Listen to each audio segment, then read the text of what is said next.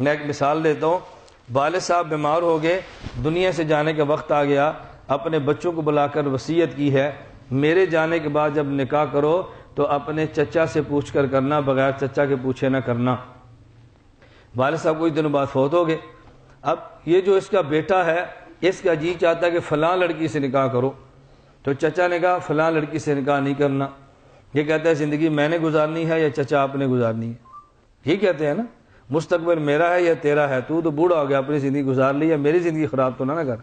اب یہ چچا کو سمجھا رہا ہے، چچا نے کہا نہیں بیٹا، ہم اس لڑکی والوں کا بیک گراؤنڈ جانتے ہیں، پس منظر جانتے ہیں، خاندان ان کا سمجھتے ہیں، ہمارے وہ لیول کے لوگ نہیں ہیں، خاندان اچھا نہیں ہے، بدنامی ہوگی، بات سمجھو۔ وہ کہتا ہے میں آپ کی بات ماننے کے لیے تیار نہیں ہوں، اس لیے کہ میں نے الحمد سے لے کے والناس تک پورا قرآن پڑھا ہے، کسی ایک آیت میں بھی اللہ نہیں فرمایا کہ چچا سے پوچھ کے شادیاں کرنا، تو میں تو قرآن مانتا ہوں، قرآن پیش کرو میں تیری بات مان لوں گا، تو جب تک قرآن پیش نہیں کرتا میں تیری بات ماننے کے لیے تیار نہیں ہوں۔ میں آپ کی بات مان کے مشرک کیوں بنوں، اللہ کے مقابلے میں تمہاری باتیں کیوں مانوں۔ چچا زیادہ پڑھے ہوئے تو نہیں تھے لیکن سمجھدار تھے۔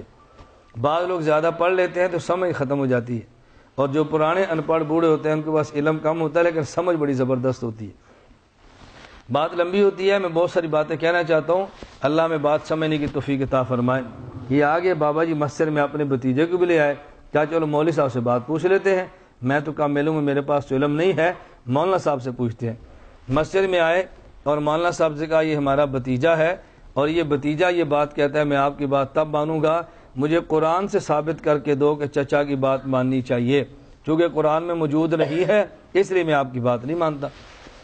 مولانا صاحب نے فرمایا کہ بیٹا یہ بتاؤ جب آپ اب کے ابا جی دنیا سے جانے لگے تھے تو کوئی بات فرمائی تھی؟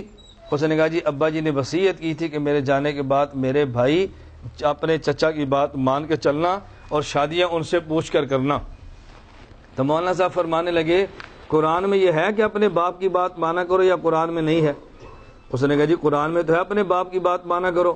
تو مولانا صاحب نے فرمایا آپ کے ابا جی نے کہا تھا میرے جانے کے بعد چچا کی بات مانو، تو یہ ابا جی کی بات ہے نا؟ کہتے ہیں جی ہاں۔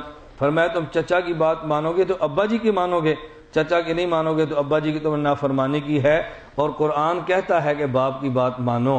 اگر تم نے چچا کی مانی ہے تو قرآن پہ عمل کیا ہے، اگر چچا کی نہیں مانی تو قرآن پہ عمل نہیں کیا۔ جس باپ کو تم باپ مانتے ہو اس باپ نے کہا تھا کہ چچا کی بات مانو، تو چچا کی مانی تو باپ کی مانی ہے، اور جب باپ کی مانی ہے تو قرآن پہ عمل بھی کر لیا۔ یہی بات ہم غیر مقلدین کو کہتے ہیں، ہم نے کلمہ فاروق اعظم رضی اللہ عنہ کا نہیں پڑھا، لیکن جس نبی کا کلمہ پڑھا ہے نا اس نبی نے فرمایا کہ میرے بعد بات فاروق اعظم کی ماننا۔ اگر اس نے فاروق اعظم کی بات مانیں گے تو گویا ہم نے نبی پاک کی بات کو مان لیا ہے، اگر ان کی بات کو نہیں مانیں گے تو گویا ہم نے نبی پاک کی بات کو نہیں مانا۔ اس لیے ہم کہتے ہیں کہ ہم خلفائے راشدین کی بات کو مانتے ہیں اور اس کے بغیر کوئی چارہ موجود نہیں ہے۔ ہم رسول اللہ صلی اللہ علیہ وسلم کی باتیں ساری مانتے ہیں اور خلفائے راشدین کی باتیں ساری بھی